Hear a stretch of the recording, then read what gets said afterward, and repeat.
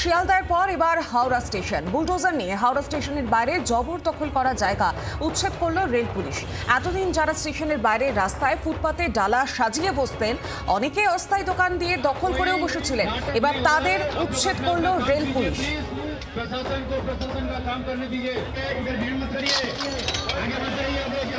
जो पैसेंजर्स है स्टेशन चले जाइए, जिसको बस पकड़ना और लोकल से बढ़ जाइए।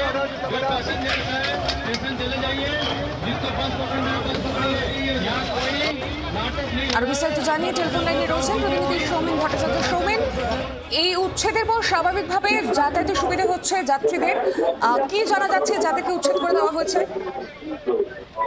দেখো, গতকাল রাত 11টা থেকে কিন্তু হাওড়া স্টেশন সংলগ্ন যে অঞ্চলটি রয়েছে, স্টেশনের সাইডে দীর্ঘদিন যাবৎ যে বিভিন্ন জায়গা দখল করে কিন্তু হকার এবং জবরদখল হয়েছিল, সেই জায়গা কিন্তু গতকাল রাত থেকেই কিন্তু খালি করার প্রস্তুতি নেওয়া হয় এবং রাত্রির 11টা থেকে কিন্তু প্রচুর সংখ্যক রেল পুলিশ এবং তার পাশাপাশি হাওড়া সিটি পুলিশের সহযোগিতায় তারা কিন্তু খালি করতে থাকে। এবং তারা যেমনটা জানাচ্ছে যে বেশ কয়েকদিন আগে কিন্তু তাদেরকে নোটিশ দেওয়া হয়েছিল যে এই জায়গা খালি করে দেওয়ার জন্য, এবং সেই মতো কিন্তু গতকাল রাত থেকে কিন্তু বেশ কয়েক ঘন্টা ধরে সেই অঞ্চল কিন্তু খালি করা হয়।